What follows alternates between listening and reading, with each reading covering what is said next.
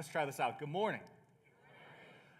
Thank you so much for joining us this morning. My name is Josh, and if you haven't met me yet, I get the privilege and the honor to serve as the kids pastor here. My wife and I just recently came up, about a month ago, and we're super pumped to be a part of a church that is so passionate about family ministries and kids ministries. We came back up in December, and we saw the space. We were just visiting our friend Joseph, and we walked through and saw the rock wall, and it's amazing. I don't know about you, but growing up for me in a church, I was used to coming in and there were wooden pews everywhere, right? I remember sitting in those pews, and they had Sunday school, not children's ministry, but Sunday school. So during the service, the kids would all be in here. Can you imagine that, right? Kids, babies crying all over the place. And I remember sitting in the wooden pews, and the pastor was standing on stage at one point, and he looked out and said, "Guys, this is what heaven is going to be like." I remember sitting there as a 5 or 6 year old thinking, I don't want to go to heaven. Right? This is what it was for me, but what's so awesome about this church is that there's so much invested into the kids ministry here that we're creating a space and environment where kids are going to want to come to church, and it's exciting, it's relevant to them, and so I'm so excited to be a part of this. I'm excited to be a part of a team and join a pastor and the ministry that is happening here in regards to the family ministries. With that being said, today we're going to focus in on family ministries. That's going to be our topic of discussion for the service this morning. But before we do that, I thought it would be good for me to go ahead and share a little bit of my heart, a little bit of my story, so you can kind of get to know me. Because like I said, some of you might be sitting there, you're like, who the heck is this guy, right? So first off, I was born in Seoul, South Korea in 1990. And not long after that, I was sent to an orphanage and was essentially sent to an orphanage in the States to add diversity into American orphanages. You hear that, and it's somewhat of a good news, bad news story. The good news is that this provided me an opportunity for a future and a hope. If you actually look into it, if I had stayed in that orphanage in Korea, I would have ended up in that orphanage all the way up until I was about 15 or 16. I would have eventually ended up on the streets or eventually ended up in some kind of factory. So essentially for me, coming here was the American dream. Unfortunately, it didn't exactly turn out that way. I was adopted by a family, and I was with that family for about 3 to 4 years and was abused and neglected during that time. It's interesting what you can remember during your childhood, some certain things that you can remember and certain things that you don't. I don't remember my first birthday, don't remember my first Christmas, but I could draw you an outline of what that house looked like. I remember a closet that I was put in, and I remember a gray jacket that hung all the way down to the floor, and I remember being put in that closet and feeling safe behind that gray jacket. I remember sleeping on a hardwood floor. I remember sitting behind a sectional couch and looking out and watching the family eat dinner. And at the age of 3, almost 4, I was 24 pounds and under 3 feet tall. The doctor said that I was a failure to thrive and wouldn't amount to anything. They told social services at the time, listen, this kid's probably going to be a home child. He's probably going to be in a home for the rest of his life. So thankfully, social services had connected with the family over the years who had adopted multiple kids with this kind of baggage, with this kind of story. And so they called them up and they said, hey, listen, we got one more. And so my parents graciously said, absolutely, we want him. And my mom told me this later on as I got old. She said, I walked up to the house and I had these ripped jeans and I was carrying a Kroger grocery bag with one set of clothes. And that was all that I had. That was all that was given to me. And she said the first thing that, I don't know if you guys remember, this must have been a thing back in the 90s, right? But I had a rat tail. She said the first thing that she did when I walked through the door was she took the scissors and just went snip, like it was gone, right? I walked through, and Mom said the first thing that I did was I ran around the house trying to find places to hide. She said she remembers sitting on the couch just watching me go from place to place to place, trying to find places to hide. And you hear that story, and it's difficult, and it's hard to hear, but at the same time, can I tell you really quick that I'm thankful of what God has done in my life? And even though that was a difficult time period, I wouldn't have ended up with the family that I ended up with if it wasn't for that hard and difficult time. You see, in that first year, I grew 8 inches and was a normal, rambunctious, crazy kid. I later would find out that I was one of 11. Pretty crazy, right? One of 11. I was the youngest of 11. My parents adopted 9 of us. And they took in all the kids that no one else wanted. So they did foster care for 30 years. Had 30, 40, 50 kids come in and out of their house. And they kept the ones that they knew were not going to be adopted. So I had three sisters in wheelchairs, 2 sisters with oxygen tanks and feeding tanks. I had 4 sisters that were mentally handicapped. And it was a crazy, crazy journey growing up. It was a lot of fun. We had some crazy things happen. And I always say this to people, like anything that you can imagine happening in a family has probably happened in our family. But what I came to find very quickly in our household was that God was a big thing in our family. And the crazy thing for me was I also got to see God work in ways that were really unexplainable. A lot of times we come to church and we hear about these Bible stories. We hear about the miracles that have happened in the Old Testament and the New Testament, and we think that they're just reduced down to just the Bible. But my story is quite incredible in the sense that I got to see God do some crazy things. I heard and saw my sister walk when doctors said that she never was going to walk. I saw 2 of my sisters who were given a short life expectancy, surpassed that by over 5 years. And multiple members of my family who faced abuse and neglect, who by all intents and purposes, by statistic standards, were expected to fail, have surpassed that expectation as well. And what I came to find very quickly is that when you put a child in an environment where there is love and opportunity, they don't just have an opportunity to succeed, they have an opportunity to thrive, to defy the odds. And so if you ask me why is family ministry so important to me, I'd probably tell you because my family saved my life. I wouldn't be standing in front of you this morning if it wasn't for my family. So what does God say about family? As we get into our message, because that's what we're focusing in on, family ministries. What does God say about family? You're going to have to go all the way to the very beginning, right? So God created Adam and Eve. Everybody knows that story. God created Adam and Eve. And then he tells them in Genesis 1:28, God blessed them and said to them, be fruitful and increase in number. Fill the earth and subdue it. Rule over the fish in the sea and the birds in the sky and over every living creature that moves on the ground. So what I want you to see is that text came before the fall. So God is telling Adam and Eve, listen, this is your world. I've created it for you. You are part of my design, my perfect plan. And so what we come to find while it came before the fall is that the family unit was part of God's perfect world. And the sad thing is that just as sin entered the world, it also entered the family. And so throughout the Bible, we hear countless stories of how God is attempting to right the ship, attempting to take this broken family unit and fix it over and over and over again. God's attempt throughout the Bible is to give us directions for home repair. And there are countless stories of it. I mean, you can find this, one of the stories right off the back is Cain and Abel, right? Cain and Abel is a perfect example of sibling rivalry. Well, maybe not exactly the perfect example because it ended differently than most sibling rivalries, right? But sibling rivalry, right? Noah was the crazy dad, right, who got his sons and said, listen, we're going to build a boat. Could you imagine being Noah's dad? Like, imagine right now your dad comes up to you and says, listen, we're going to build a boat right here in Ohio. It's going to be 510 feet long. It's going to be massive.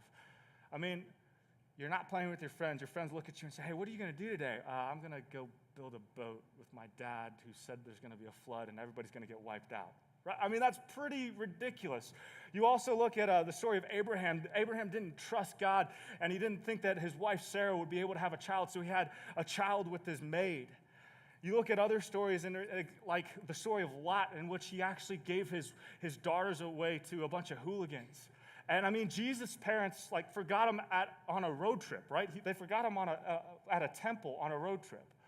So you hear these stories and you think that your family is dysfunctional. I would dare to say that the families in the Bible are a little bit more dysfunctional than yours, right? So why are family ministries important to us? Why should they be important to us? The reason that I believe that family ministry should be important to us is not just the fact that we've got countless stories, but God's emphasis throughout the Bible on the family occurs over and over again. I mean, if you look at the 10 Commandments, 2 of the 10 Commandments deal with the cohesiveness of the family unit. The 5th commandment, honor your mother and your father, which is meant to preserve the authority of parents in the family. The seventh, you shall not commit adultery, which is meant to protect the sanctity of marriage.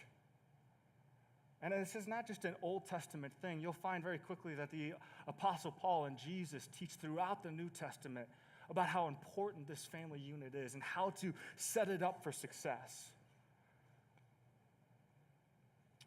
But what does this have to do with us? What does this have to do with me? What does it have to do with you? I'd like us to go ahead and open up our Bibles. We're going to focus in on 1 Timothy 5:8 this morning. If you've got your Bible with you, you can open that up. If you've got the Bible app, you can open up on your phone. But it says this, "But if anyone does not provide for his relatives, and especially for the members of his household, he has denied the faith and is worse than an unbeliever." Let me go ahead and read that again, because that's pretty intense, right? "But if anyone does not provide for his relatives, and especially for members of his household, he has denied the faith and is worse than an unbeliever." You see, what we find very quickly is that God takes this thing pretty seriously, right?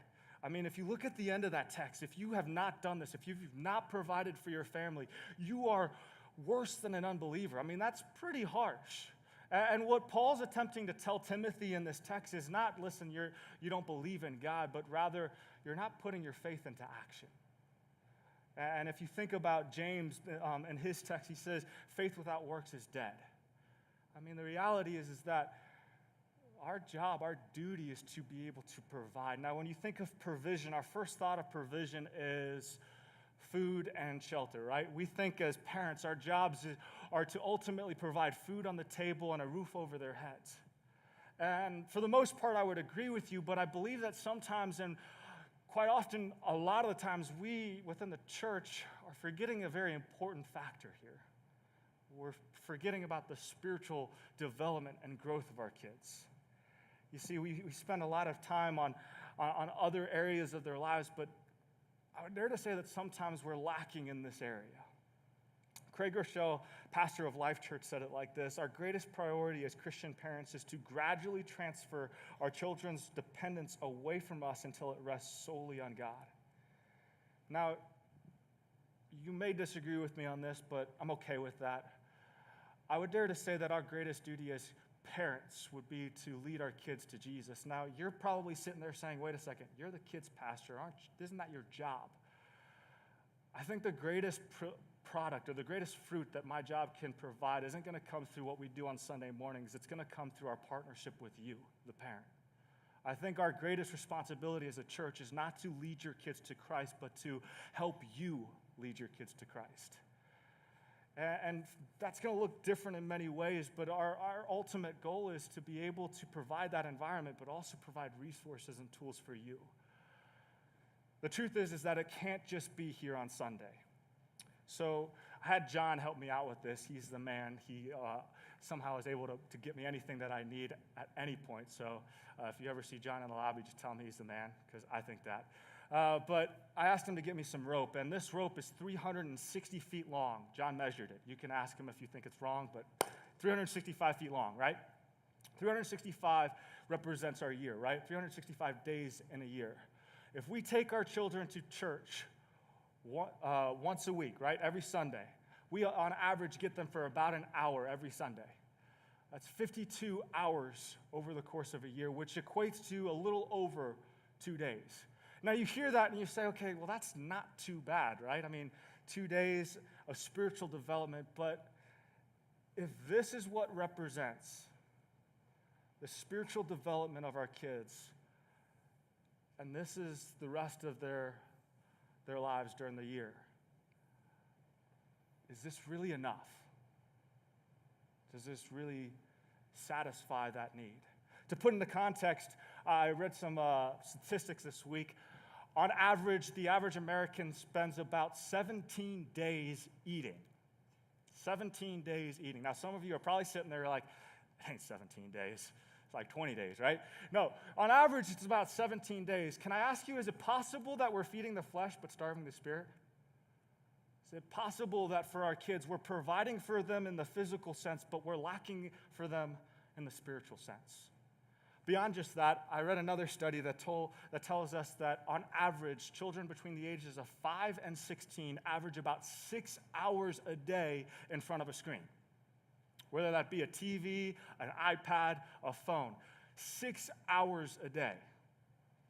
So to put into context just a little bit, 6 hours a day, in 1 week, that's 42 hours. In 10 days, that's 60 hours.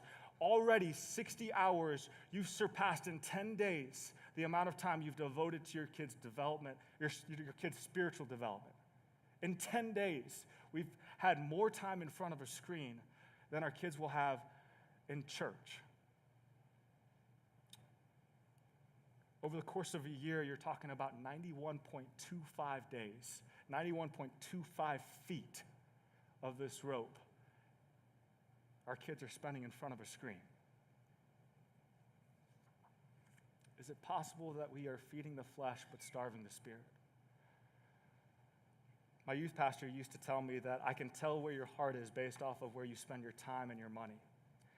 He used to tell us that we can say that we're on fire for Christ, but ultimately our lives will depict whether we are or not. And in your homes as parents, your greatest responsibility is to ultimately reflect Jesus in your household. And by simply saying to our kids that this is the only time that we're going to spend over the course of a year for your spiritual development, what are we telling them? So we've identified the problem. We've identified that, hey, listen, our kids' spiritual development is crucial. But what are the answers? What is the solution? You know, I grew up in church where oftentimes the church would spend a lot of time identifying the problems, but very little time, if not no time at all, towards the actual solution to the problem. So we're going to talk to parents, and we're going to focus in on 3 solutions, 3 things that I would challenge you to do this morning. The first thing is fight for the spiritual health of your family. Fight for the spiritual health of your family. And I'm using this word fight because I genuinely believe that this is a fight. This is something that if we don't stand up to, we're going to lose. You've got iPads, TVs, video games, computers that you're fighting against 6 hours a day. You've got sports teams and other activities that average about 1 hour a day. You've got school now 6.6 hours a day. And of course, you've got to sleep at some point. What precedent are we telling our kids? What precedent are we setting for our kids if we tell our kids that school is mandatory and sports are mandatory, but church is optional? What are we doing to our kids in terms of setting the priority list in our household if we tell them all the time that, listen, your relationship with God is critical, your relationship with God is everything, but on Sunday mornings you say, you know what, I'm really tired, I think we're just going to skip church today. We've got to fight for the spiritual health of our kids, for the spiritual health of our households. So what does this look like in your home? What can we do to improve on just this 2 days of a year? What if we spent 15 minutes every single day praying with our kids, 15 minutes getting into the Word, 15 minutes doing worship in your house, 15 minutes talking about Jesus? You would automatically, if you just did that every day, 15 minutes is not a long time. I mean, if your kids are spending 6 hours on a tablet, 15 minutes is not that long, right? If you do that over the course of the year, you're automatically adding 4 days towards the spiritual development of your kids. Automatically 4 days.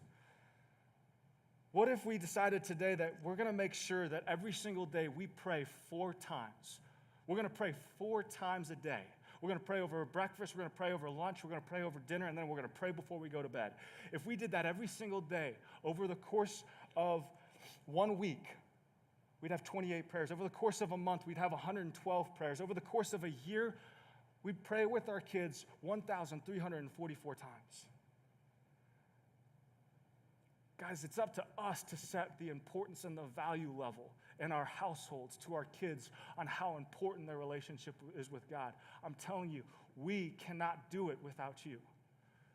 And simply dropping them off in children's ministry or in student ministry is not enough. We set the standard. The second point that I've got for you is just that. Fight to set the standard in your homes. Charles Spurgeon once said, train up your child in the way they should go, but be sure you go that way yourself. He's obviously taking that portion from Proverbs 22:6, and he's right? I mean, we can tell our kids all the time on what they should do, but if we do the polar opposite, are we really helping our kids develop that? I mean, we can tell our kids, like I said, how important Jesus should be in their lives, but if we, in our lives, aren't showing that to our kids, and we're living completely opposite, what are they going to notice more? They're going to pick up on the action. They're going to see that very quickly. Growing up, we went to church all the time, and when I got old enough, I actually started attending a student ministry. And I was about 16 years old at the time, and I remember I was heading in to go help with worship. I played bass for the worship team for our student ministry, and driven this route countless times, and my parents had gotten me a car. Well, I had helped pay for the car, so we had a car, right? And I'm in the car driving, and it had just rained, and I'm thinking for that some strange reason. You know how like teenagers think that they're invincible? I probably had that mentality, and I was driving the same speed that I would normally drive around all these bends and these turns. And so I slammed into a tree, slid straight into it. And I got out, was fine. The car was not, right? The wheel was pressed up against the frame. The front end was all busted up. And I remember like getting out of the car, and I got my phone out, and I called home. And my mom answered, and I was like, praise the Lord, there is a God, right? I mean, you know, there's always that one parent that you want to go to, and the other one that you're like, please don't let them be any part of this, right? So, like, my mom's talking to me, and she's like, hey, are you okay? Like, what's going on? We're talking through everything. I'm telling her, hey, listen, this car is not going anywhere. So she says, all right, don't worry, I'm going to send your dad. I remember being on the phone like, Mom, you don't have to send my dad. Like, you can come, right? Like, my dad's probably busy doing something. She's like, no, don't worry, I'm going to send your dad. And I'm like, please, don't do it. Like, can you come? This is like a mom situation, not a dad situation. And she said, Josh, don't worry, he's on his way. I was like, dadgummit. So I'm standing there, and like, I'm literally shaking. Not because of the car accident, not because I was shaken up from the wreck, but literally shaking because my dad was on his way. And he pulled up, and I remember he got out of the car, started walking towards me, and he looks at the car, looks at me, and he starts laughing. And I was standing there, and honestly, like, I didn't know what to do, right? Like, your dad's laughing, and I was like, I couldn't decide if this was like an evil laugh, like, you know, like, ha, ha, ha, and then he's going to go off on me. So I actually started laughing with him. So I was like, shoot. And so he looks at me, and he says, Josh, honestly, I'm just happy that you're okay. And I tell you that story because that was one of the many times that I was able to see Christ through my father. That was one of the many times that I was actually able to see Jesus through that. And I tell you that because the way that he acted was he wasn't concerned with the damage or the cost of what just happened, but he was more concerned with me. And I think that helped develop me and my relationship with Christ because, you know what? I now feel like, you know what? No matter what I do, I can still come to him because he loves me. He's more concerned with me than the mistakes that I've made. You see, your action at your house, what you do at home, every single word that you say to your children is a reflection of how they're going to see God when they grow up. And I want to challenge you in terms of how you're setting that standard in your home. Are we setting the standard in which we are reflecting Christ through our actions, through our words? That wasn't the only way that he set that standard for me. You see, there were multiple times in which God, my father just represented God in my life. You know, he showed me how to become a Christian, man. He taught me through his actions and through how he lived how to be a Christian husband and someday a father. You see, I never saw my dad raise his voice at my mom. I never saw them get into a heated argument. I always saw my dad treat my mom with dignity and honor. See, I don't know about you, but like, at least for the guys in the room, I never got a book on how to be a good boyfriend or how to be a good husband. Like, nobody ever handed me that and said, here, this is how you do it. I learned it. I learned it based off of how my parents carried themselves, how they talked to each other. You should be the greatest beacon of Christ in your child's life. Not myself, not Pastor Ben, you. You are your child's hero, and it's your job to ultimately reflect the hero that is Christ through your actions and through your life. So how do you do this? What does this look like in your home? Get into the Word. Get into prayer. Make sure that you're healthy. Make sure that your spiritual life is developing. Make sure that your marriage is strong and develop a strong, charismatic relationship with your wife to where you guys are both growing spiritually together. Like I said, it's Pastor Ben, myself, Pastor Joseph, Pastor Will, we can't represent that to your child. Ultimately, that's your responsibility. Every action that you take, every word that you say is being learned by your child. Chuck Swindoll said this. He said, each day of our lives, we make deposits in the memory bank of our children. I don't know about you, but I want to someday be able to deposit good things into my child's lives. I don't want them to look at me someday and say, you know what, my dad was angry all the time. My dad yelled at my mom all the time. I want them to remember me as somebody who's represented Christ in their lives and ultimately reflected that back towards Christ, encouraged them to develop that relationship towards Christ. As many of you guys know, and if you don't know, which you might not because I'm new here, my wife and I don't have kids. That'll change at some point. You know, I was talking to somebody earlier. They're like, listen, there's something in the water up here because it's just going to happen. And it's true. Like, my wife and I were talking the other day. Like, anybody that's near our age range is either pregnant or has kids. And we're just like, literally, we don't have anybody hang out that doesn't have kids. Not that we don't want to hang out with you if you do have kids. That's not what I'm saying at all. But we've talked about it and what that looks like. And one of the things that I want to make sure of when I become a father at that point is, if we have a daughter, I want her to know the difference between a man who flatters her and a man who compliments her. I want her to know the difference between a man who spends money on her and a man who invests in her. I want her to know the difference between a man who views her as property and a man who views her properly. I want her to know the difference between a man who lusts after her and a man who loves her. And I want her to know the difference between a man who thinks that he's God's gift to women and a man who remembers that a woman was God's gift to him. You see, the reality is that if we are not teaching this, if we are not investing this into our children's lives, they're going to learn the polar opposite in the world that they step into. It is our responsibility, and how we carry ourselves, what we do in our homes, how we raise our children will directly reflect the trajectory of their future. So what does this look like? How are we going to do this? We're going to fight for this. The third thing that I've got for you parents is fight with the authority that God gave you. As a parent, you are given a special authority over your children. Do not lose that authority. I was a student pastor before I came up here, and I did that for about 5 years. And one of the greatest mistakes that I saw parents make was parents who wanted to be friends more than parents. Parents who said, listen, I'm more concerned about being a friend to my child than a parent to my child. Don't lose that authority. Now, more than ever, you are fighting an uphill battle. And if we don't have that authority level, then our kids will step into a world without that sense of discipline. Charles Spurgeon said this, if we never have headaches through rebuking our children, we shall have plenty of heartaches when they grow up. Our responsibility is to hold that discipline in our homes and hold that expectation, hold that standard. Proverbs 13:24 says, whoever spares the rod hates his son, but whoever loves him is diligent to discipline him. Parents, you are empowered and expected to stand as acting representations of Christ in your homes. And it's our responsibility to make sure that our kids understand the difference between right and wrong.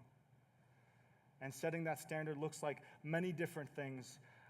Setting that standard looks like telling our kids that, listen, we're going to hold off on social media until a certain age. Setting that standard also looks like maybe saying, hey, listen, if you're going to have social media, then I'm going to have access to it.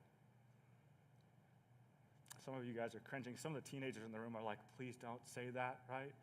My mom's going to come up to me afterwards and be like, I need your password right now. I recently watched a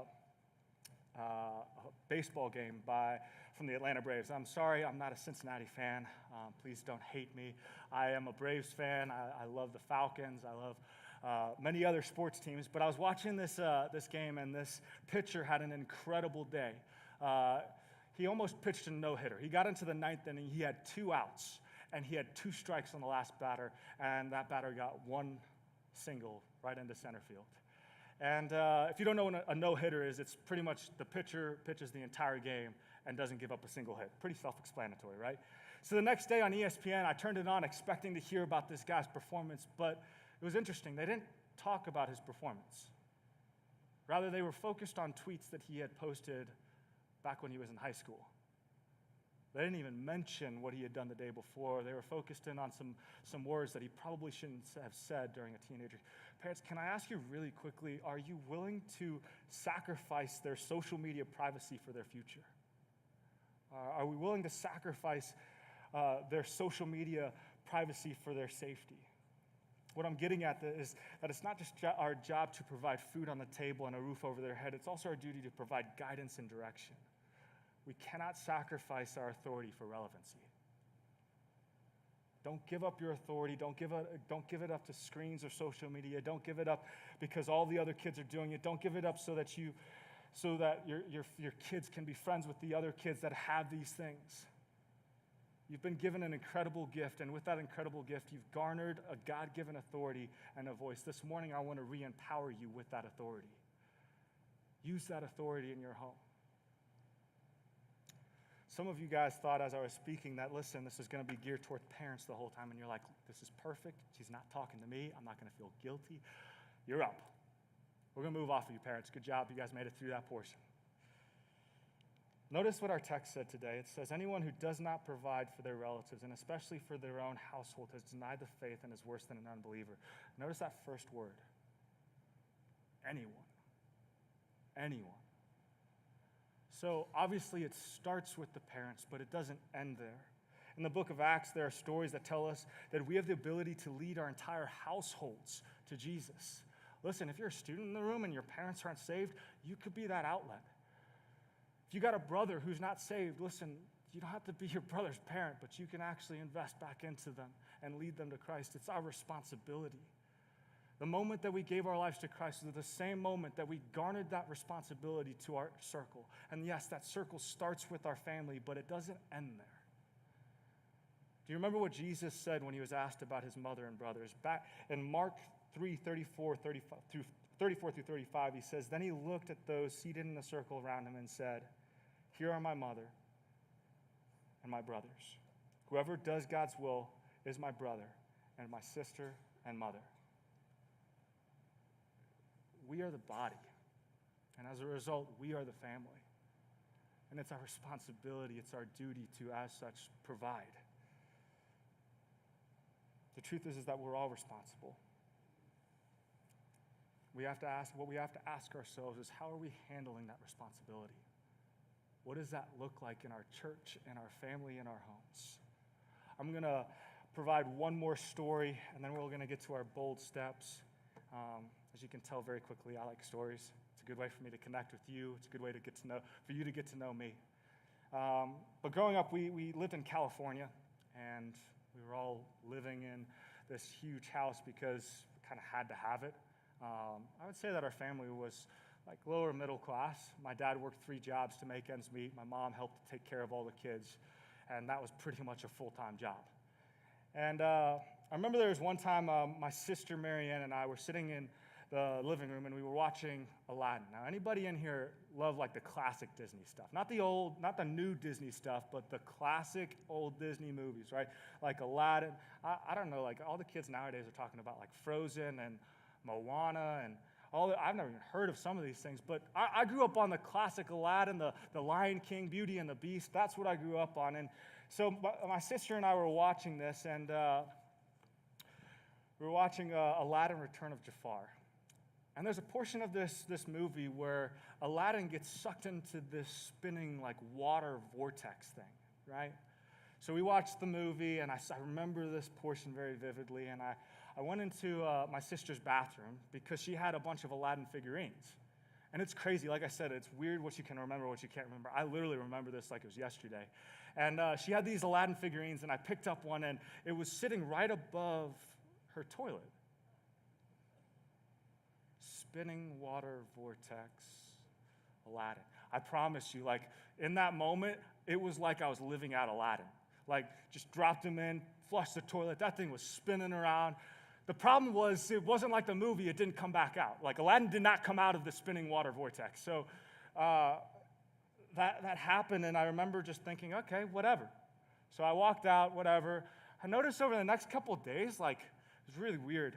These people started, like, walking into our house all the time. And like they were going into the bathroom. My mom said I wasn't allowed to use my sister's bathroom anymore. In fact, nobody in the house was allowed to use my sister's bathroom anymore. So I thought that was strange. And I remember one day I woke up and my sister and I went outside to play. And I remember looking down the street and these guys were digging up like next to the sidewalk all the way down to the end of the street. Like in our subdivision, it was like just straight stretch. And they were digging all the way to the corner. I was like, what the heck is going on? Like were they redoing the sidewalk? I don't know. So probably 4 or 5 days later, we're at our house and this guy walks up and knocks on the door. And my mom answers, and I'm standing right next to my mom. I'm holding onto her leg because I was really small at this point. And he looks at my mom and says, I think this belongs to someone. And he's holding up this Aladdin figurine. And I remember looking at it in that moment, my eyes got real big, and I was like, oh no, like, that was my bad. Like, that was me. And no joke, like, this happened. Like, I took off sprinting. Like, I was like 3 or 4 or 5 years old, and I just took off sprinting. And I tell you that story this morning because it was in that moment. That was the first time in my life that I remember that I was responsible for something. It was the first time in my life where I remember actually looking and saying, that was my fault. And the truth is that at some point in our lives, we're going to stand before God. And he's going to look at us and say, listen, I entrusted you with all of this. How did you handle the responsibility that I gave you? The problem and the difference between what's going to happen in my story is that we're not going to have any place to run. I used to tell our students this all the time, and to this day, it's one of my greatest fears. My greatest fear is to stand before God someday and to not look forward, but to look back at all the faces that I could have reached, all the people that I could have influenced or impacted with the kingdom. The responsibility is for all of us.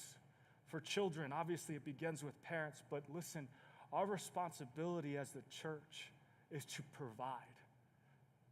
So, for a moment, I'm going to talk about kids ministry. Yes, I am making a pitch for kids ministry. It's okay. But what we're doing back there is huge. And it's an opportunity for us to set a foundation in which our kids will never leave from. And I want to encourage you, maybe you're in the room today and you're not a parent, but you're sitting there and saying, well, I am a Christian. Can I tell you that this weight, this responsibility also rests on us?